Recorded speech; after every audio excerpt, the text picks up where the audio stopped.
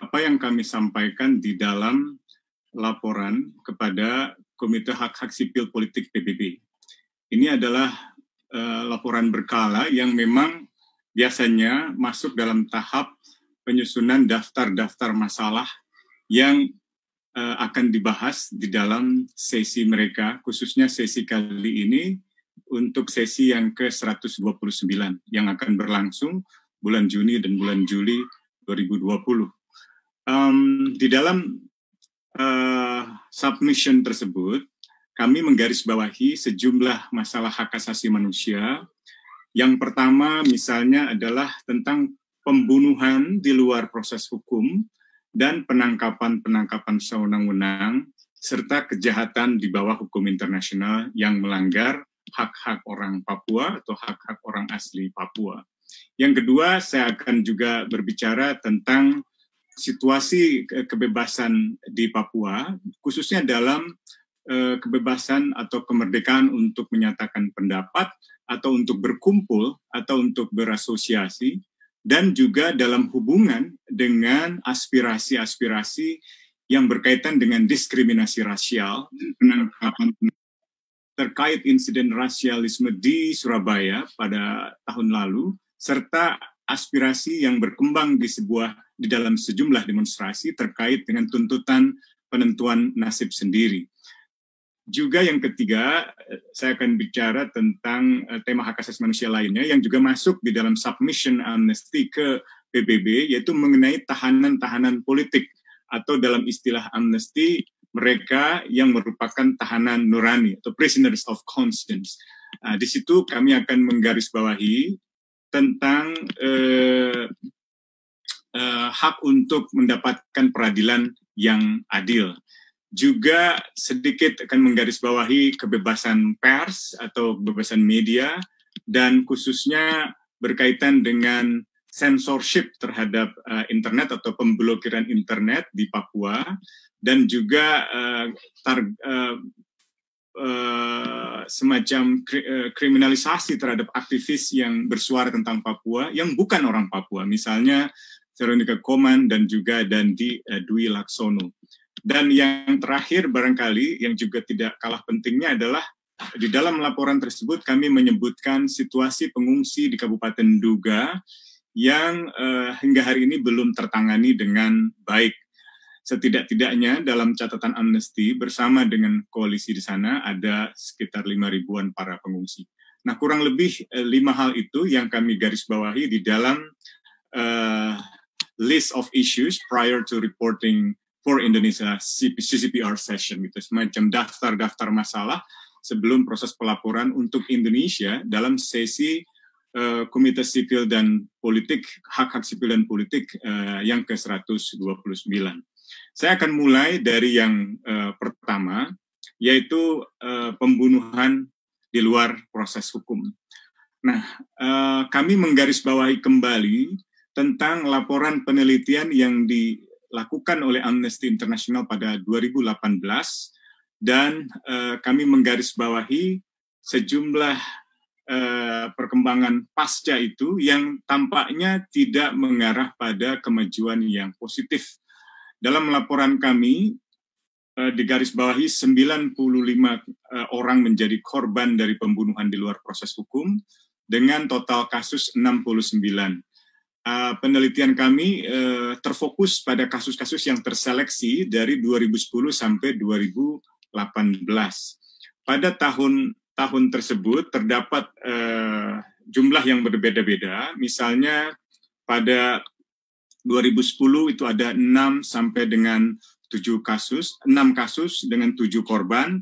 Lalu tahun berikutnya 4 kasus dengan 8 korban, tahun berikutnya meningkat tajam 2012 11 kasus dengan 17 korban, lalu 2013 10 kasus dengan 12 korban, 2014 turun sedikit dari 9 kasus ke 16 korban, lalu 2015 13 kasus dengan jumlah korban yang cukup banyak yaitu 19 orang, 2016 ada 4 kasus dengan total 4 korban, 2017 10 kasus dengan 10 korban, 2018 turun drastis 2 kasus dengan 2 korban. Nah, dari keseluruhan kasus pembunuhan tersebut, ada 41 kasus yang kami teliti lebih dalam yang tidak berhubungan dengan aktivitas politik apapun. Entah itu menuntut kemerdekaan, menuntut penentuan nasib sendiri, atau referendum, dengan total 56 korban yang terbunuh. Lalu untuk kasus-kasus yang ada hubungannya dengan aktivisme politik, misalnya tuntutan kemerdekaan atau tuntutan referendum atau penentuan nasib sendiri, itu jumlahnya 28 kasus dengan total korban 39 orang. Nah, di balik itu semua, kasus-kasus yang merupakan semacam penangkapan sewenang-wenang itu juga cukup banyak. Misalnya ketika kepolisian membubarkan pertemuan atau perkumpulan yang terkait dengan alasan-alasan ketertiban publik, itu ada 15 kasus dengan jumlah 22 orang korban terbunuh. Lalu ada juga yang sifatnya misconduct atau semacam perilaku yang tidak profesional yang lebih didorong oleh tindakan pembalasan dari aparat kepolisian atau aparat keamanan dan juga TNI gitu. 5 kasus dengan total 7 korban. Untuk yang protes-protes damai yang berhubungan dengan politik itu ada sekitar 10 kasus. Total korbannya 19 orang. Tapi dari itu semua ada yang sangat ditargetkan, yaitu 10 orang aktivis politik. Dan mereka juga terkena dalam operasi keamanan sejumlah 8 kasus dengan jumlah 10 orang korban.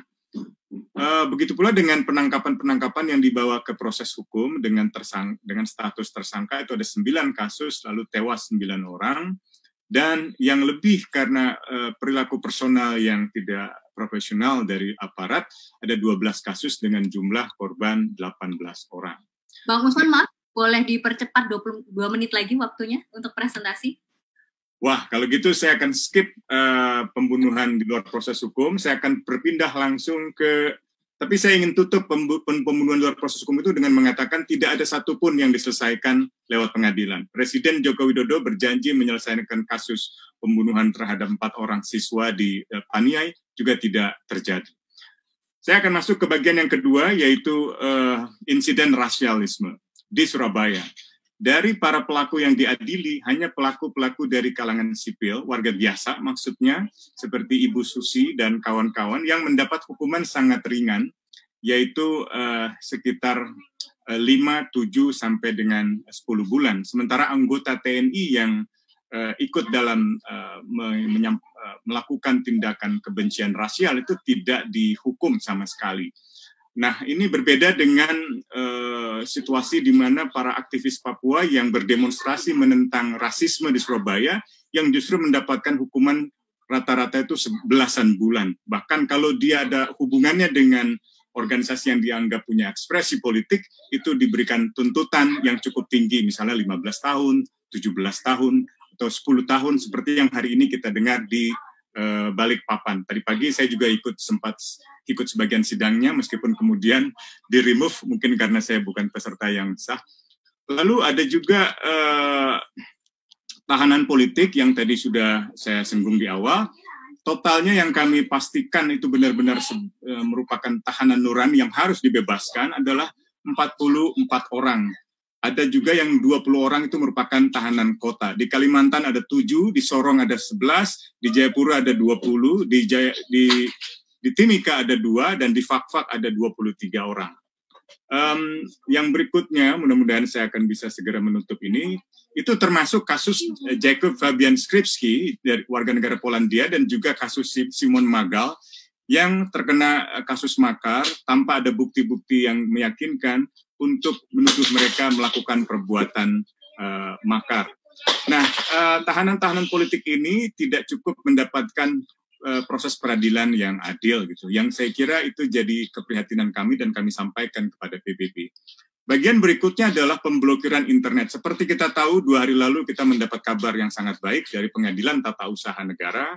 Ini adalah putusan yang sangat langka yang pernah diperoleh oleh orang-orang Papua. Saya berterima kasih dan salut kepada para aktivis dan organisasi yang melakukan proses gugatan terhadap masalah ini. Mudah-mudahan ini menjadi awal yang baik untuk untuk perbaikan proses hukum di Papua. Saya kira yang terakhir saya hanya ingin mengatakan bahwa sampai saat ini para pengungsi di Nduga membutuhkan perhatian serius, penanganan serius dari pemerintah agar mereka memiliki akses yang cukup pada air, pada kesehatan, pada rumah tinggal mereka, dan perlindungan keamanan serta perlindungan hukum. Demikian yang bisa saya sampaikan. Maaf kalau agak terpanjang. Terima kasih dan saya senang kalau ada pertanyaan-pertanyaan. Baik, terima kasih.